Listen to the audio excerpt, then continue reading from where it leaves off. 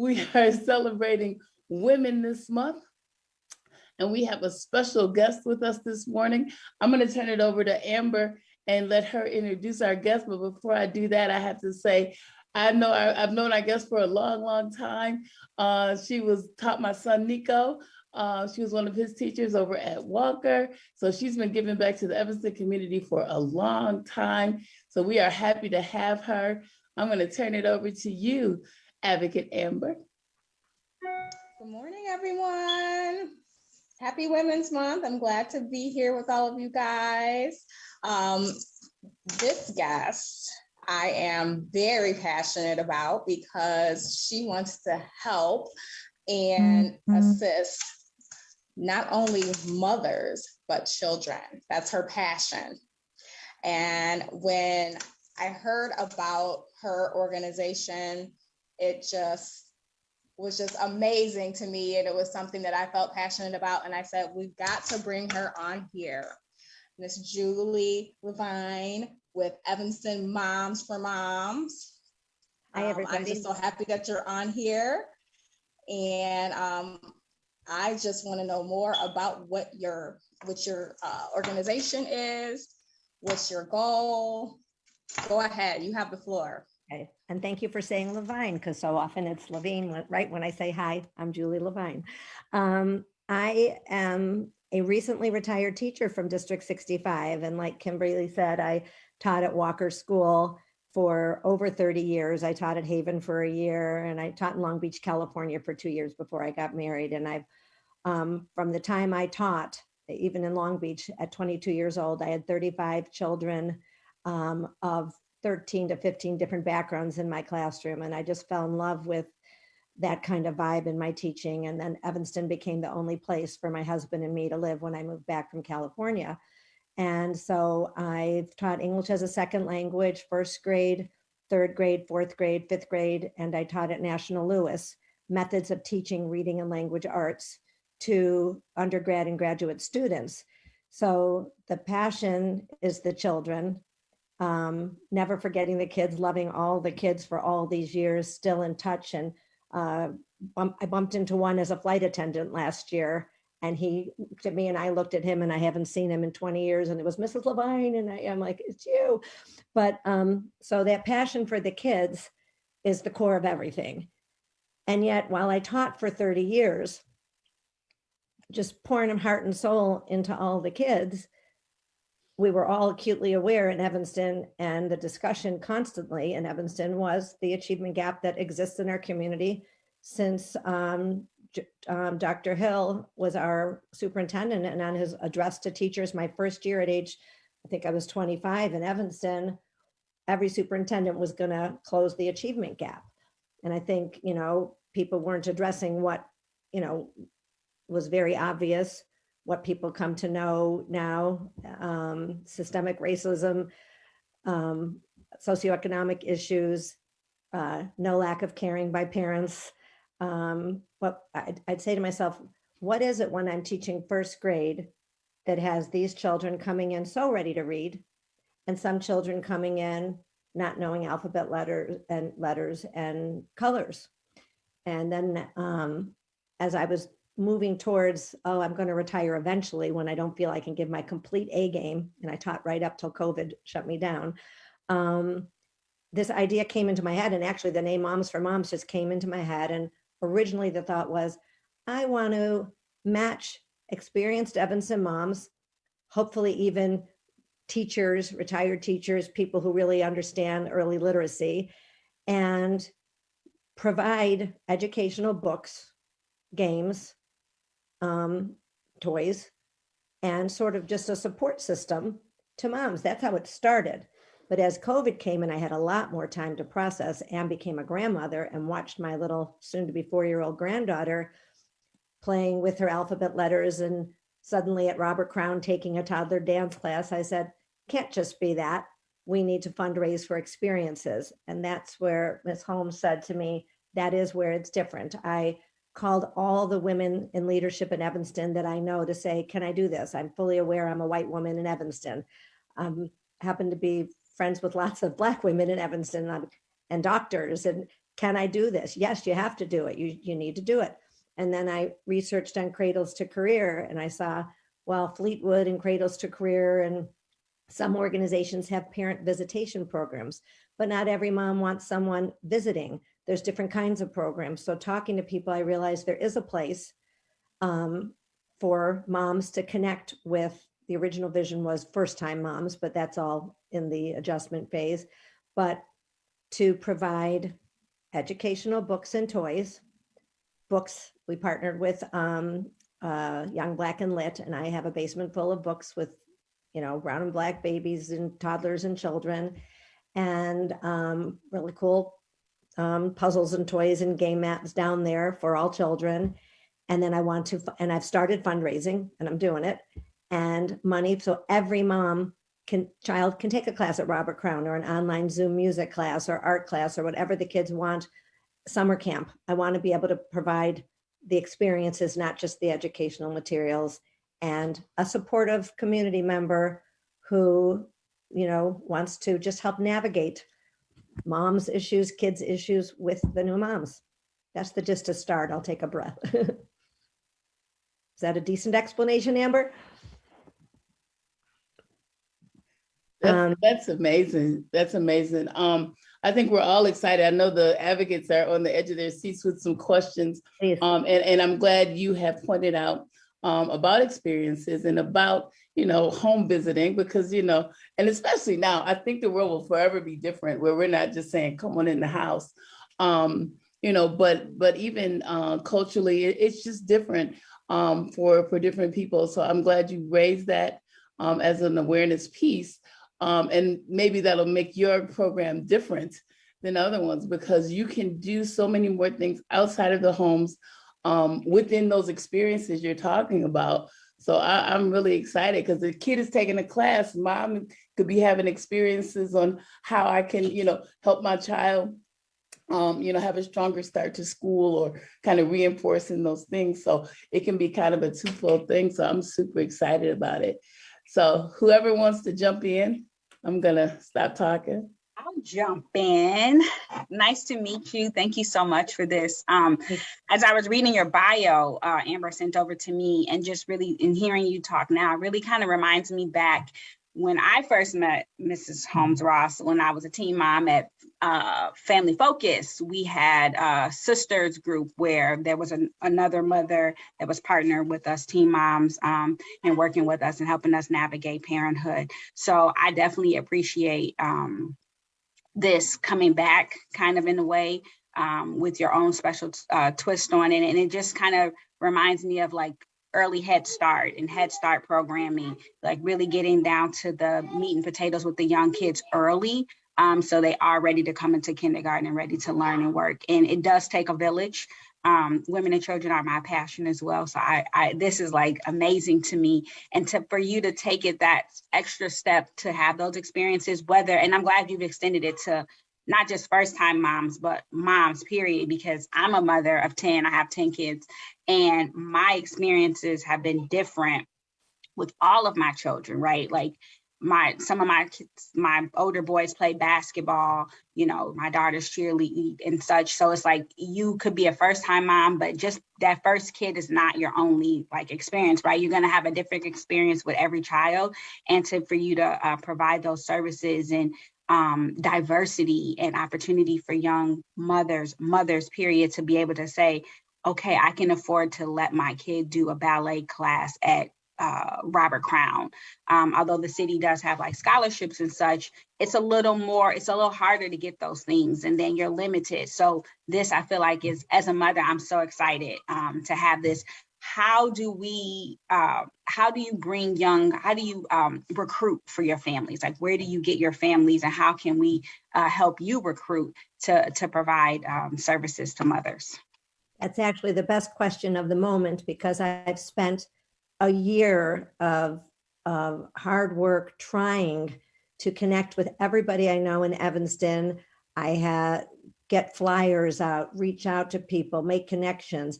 I've made connections to Joanne Avery at Fleetwood. I have connections with Monique Parsons. I have connections at the YWCA. Jeremy McRae and Jerron Dorsey. They're all spreading the word. Teachers, the high school, I mean, just reaching out, word of mouth. And it's even taken the year to try to find just a startup cohort of moms, because I've been seeking out moms for the mentor, which I use that word not really as mentor, a teacher, a partner mom, to help. No one's here, and I want to make this part clear, to say to anybody, here's what I do and here's what you should do. Like at our meeting we had the other day, there's no shoulds, there's no anything. It's tell me what you're dealing with. Let's look and see what our community already has. Let's look at Evanston Cradles to Career. Let's keep looking at that Strong Start to Kindergarten guide.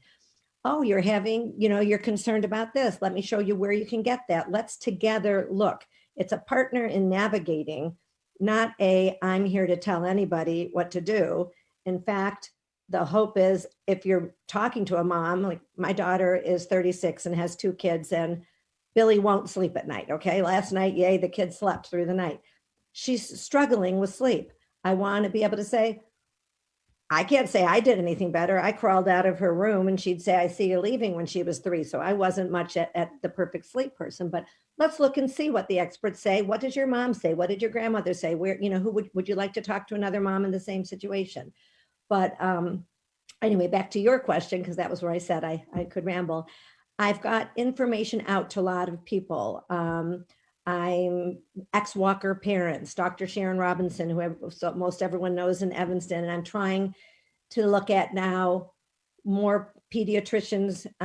But my original goal was, it's a payback passion thing to District 65 and my hometown of Evanston. So I wanted to be Evanston Moms for Moms. And so one conversation I had with Evanston Hospital and trying to get through to Erie also was, my thought was to get to OBGYNs and get to maybe moms during pregnancy. That was an original thought, so that we could start up right away. And so, yes, like you were saying, my original thought was new moms, because I know how overwhelming that was. And I pictured this model of kind of birth to kindergarten. But as I'm talking to other moms, and I'm just talking to myself, I want children ready for kindergarten. What difference does it make if I start with a child at 2 or 3, saying, let me provide you with these puzzles, this class. Let's just check in and see where you fit with this. Is there some support you need or don't need? Where are you signing up for preschool? And then the other thing, to answer to something that Kimberly said, is, it's not that COVID taught us about Zoom, but it sort of did. My deal is, I get that people don't want people necessarily in their homes for all kinds of reasons, the same reasons that all of the teachers who've been teaching the past year know that some screens are off. I did some tutoring and some reading book groups to help a teacher friend at Kingsley. I taught some of her children, and there'd be a boy in a bedroom with the lights out, someone in a kitchen with a family running, and someone in the perfect unicorn bedroom, My deal is, if you'd like me to come over ever, or a mother, you're welcome to invite, but the park, Panera, I'll send you an Uber to meet. I'll treat you to lunch at Panera. You can bring your child. You never have to have me meet your child. It could be at the park. It can be on Zoom, but trying to get a commitment of a mom to spend about an hour a month, because many people have brought up to me, if you're promoting, I'm the giveaway person. I've got a basement of toys. We're connected to Bundled Blessings Diaper Pantry. We'll provide diapers every month. Educational books and toys per month, and then a couple of activities per year. A couple of people have said, you've got to be careful that you don't have moms seeing your flyers and saying, I don't want it to sound that way. People should want to get anything they can get and any support they should get. But the hope is that they'll also get something from having a partner to vent to talk to say, oh my God, I went through that. That was so hard. And so I also want to promote the partnership. And so perhaps being on here, more word of mouth, more social media. Some of my young friends that I know who are in their 20s have said, Julie, we got to get you on Instagram on this. I wasn't sure at first. I really wanted to try with my up close and personal Walker community, the community I've met through Warren Cherry Scholarship and Oliver Ruff and Evanston scholars and people that I know well. I thought that maybe then at least there's some legitimacy to, I know Mrs. Levine, she was my teacher. Brianna, who's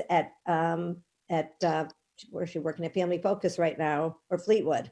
She's like, I'm going to help find it from the moms who've been coming in. So I thought that would work better, but now I see, and I'm happy that perhaps this will help. And I'm anxious for any of you to find a way to let me help get the word out. I just want to say that I know myself and Ty, we were also years ago brainstorming about ways we could help other mothers and, you know, kind of bring back the family focus feel to our own neighborhood and connect with mothers. And so, you know, I told you I'm interested in being a mentor if possible, if I can mentor somebody, because I have 6 kids, 3 boys, 3 girls. Oldest is 22, youngest is 5. I feel like I've had a lot of experience. And there's even times when I've said, to Ty, oh, someone's doing this. And she told me, oh, well, that's okay, because I freak out. So, and just within that conversation, I've calmed down. And I think that having someone, that's been through, and it doesn't even have to be a young mom, like you said. I mean, I had my second set of kids at 32. That's totally different. These kids are different from the last kids. It's just always different. And then these pandemic kids, we don't know what we're going to get with these kids. So more now, right? I'm just really excited. And that's why I wanted to bring you on here to get the word out. Moms need help. These kids need to be ready for kindergarten. Times are different. And I'm looking forward to helping. The advocates are looking forward to helping. Ms. Kim, we're all looking forward to it. And that reminds me of something else when you said it's that there's different goals for different types of mom and kid groups. And this one comes from my passion as a teacher and preparing the kids to come and be successfully at school. So while of course life's issues will come up, and of course sleep and potty training, and he won't nap, and all those things that also I've already started a private Facebook page where all the moms and my daughter's friends and any of you can all join to just say, hey, I'm having trouble with this. Anybody else have advice like for the moms themselves? Or my friend is playing the guitar at this park on Saturday, come if you want, or so that's just starting up now. And I'm gonna, kind of a word of mouth, moms to moms inviting. But when it goes back to this educational part, I want the mentor moms, when they're not checking in a judging checking in, when they're meeting and having just a connection check-in, what are you concerned at? Let's look at the milestones. This is some kind of games that would work right now. Did you know my kid learned all their colors? Because as we drove to work, we named all the colors on the signs. And there's a lot of those things that exist in your Strong Start to Kindergarten guide and some other things that I've seen that exist in the kindergarten already. On your website already and around Evanston. But I also have, for instance, my daughter's mother-in-law taught preschool at JEH for 10 or 12 years, recently retired. She's going to ultimately, on our website, do art projects of the month for 2 to 4-year-olds with things you have at home that don't cost anything. Ways to teach, counting and whatever, suggestions of the month. And I want it to be so it's natural, like while you're cooking, how you can get more bang for your buck on the walk. Put your phone down, me, all of us. And while you're cooking, it's so easy to say, sing a song, sing the alphabet, count the stairs everywhere you go. Let's count, and we're going to put in lots of tips and things like that for different ages and different years. And so she's going to be my preschool teacher support liaison. And that is great. And I'm glad you mentioned there are a lot of resources out, but the most important resource is that relationship building that Amber talks about, that Ty talks about. where you don't feel judged, where you feel like I can pick up the phone and call my partner, mother, or my partner, mom, and see what's going on and not feel judged. So, but it's all about a relationship, and it's all about providing that safe space and making, those things happen. So all of that will come, and we'll make sure Amber gets you to our back to school event where Evanston Moms for Moms can have a table and a sign up and get people out there knowing about your group. Donna, I know you have a question. I see your mute coming on and off. Yes. Good morning, and thank you so much. I really commend you for the work that you're doing, mainly because I grew up here in Evanston, and my mom's family has been here forever. But I moved away and didn't come back until 2018. And it was when I returned with my own children that I realized that there was such an academic achievement gap for Black children, and that Black boys are even farther behind than Black girls. And even the ESL students are barely getting by. And the fact that you understand that from being a teacher, but then also you understand the delicate nature of providing wraparound services. I ran for the school board also, and it was because of what I noticed was taking place with children in District 65 and how the degradation of the quality of education has increased over many years. You did mention that you were concerned about parents possibly questioning your intentions when you're giving out things to children, whether they're books or toys. I do community service, and one of those services is to provide just a meal. Yes. To be able to connect with those that I know are in need. Yes.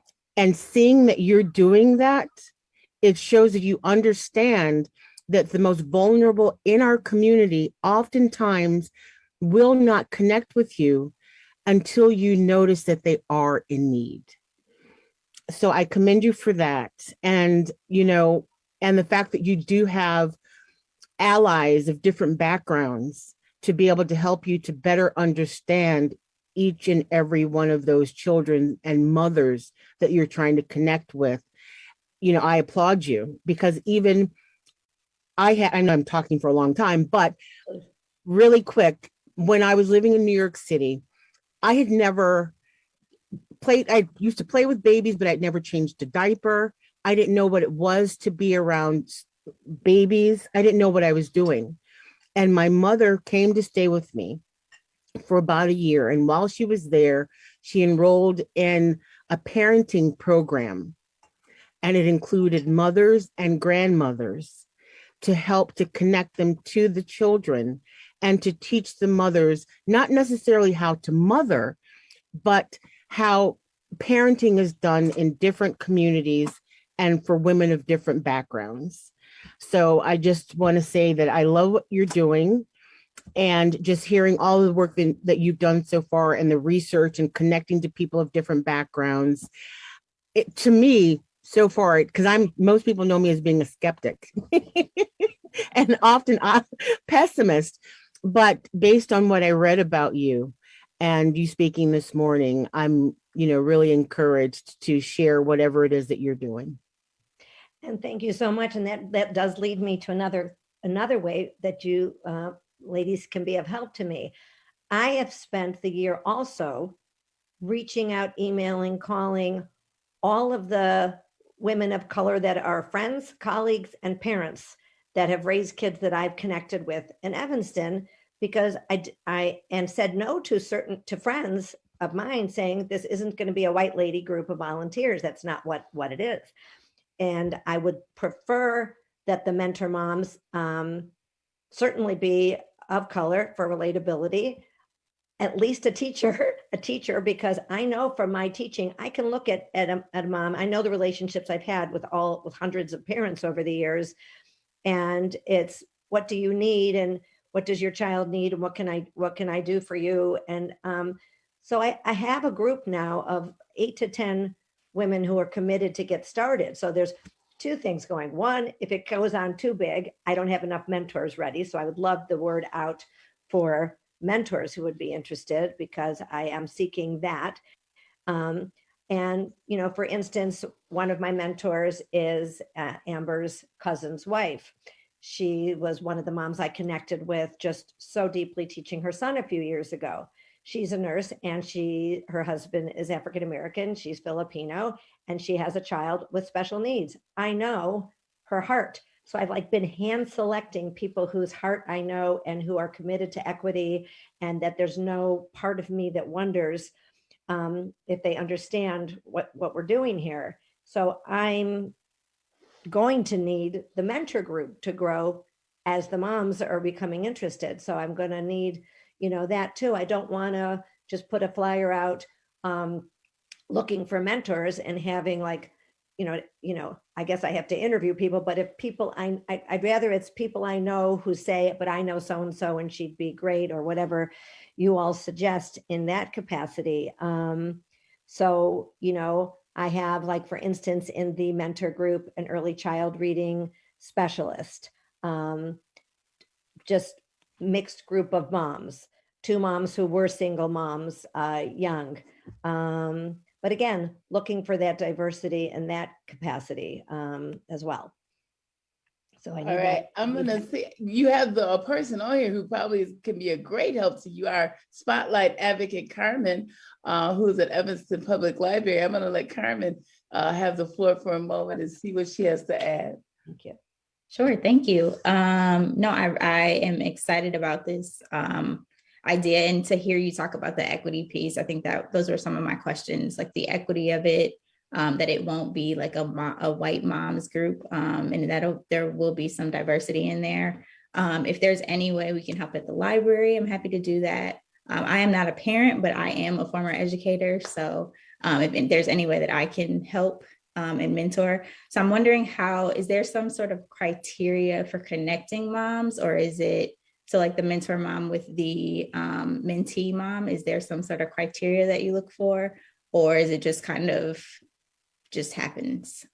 So that was the topic of our mentor mom meeting earlier this week. That was one of the subjects, was how are we going to go about matching? So I've asked each of the mentor moms who have volunteered so far to write a short bio. And then we had a conversation.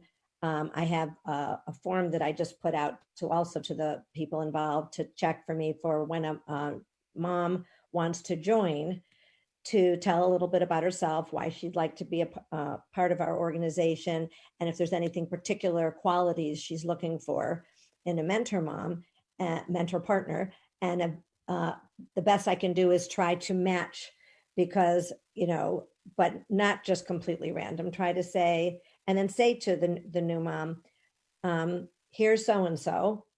She's a teacher. She's a this is the kind of person she is. Does she sound like a good fit? Not like you just, you know, and it's not to diss anything else. I'm involved with Evanston Scholars. They have so many young kids applying to go to college.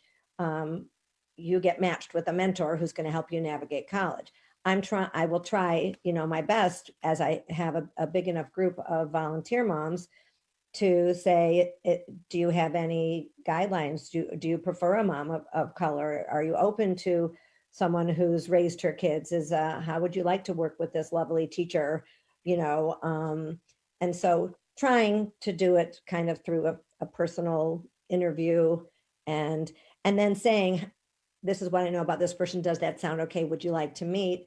And then if it doesn't work, well, you know, people don't connect, but I'm really picking the loveliest people in the world. And part of we've had 3 meetings so far just in talking about how do we do this, and a list of, there is no should, there is no I did it this way, there is. So you're having an issue with this. Who have you talked to so far? How can I help you?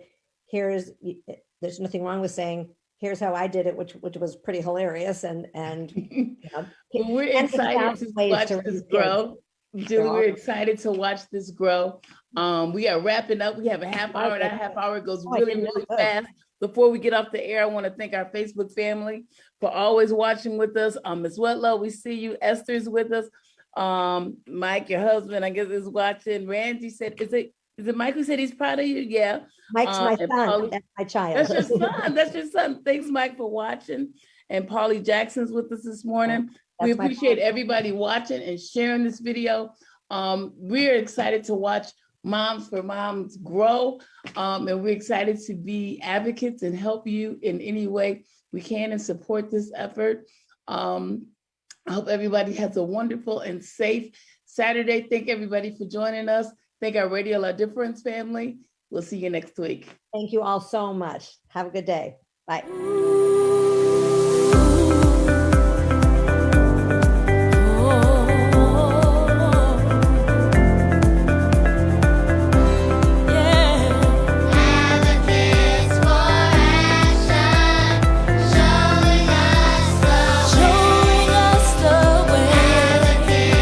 Listening to Evanston Cradle to Career Advocates for Action on Radio La Difference. Please tune in again next Saturday for another show.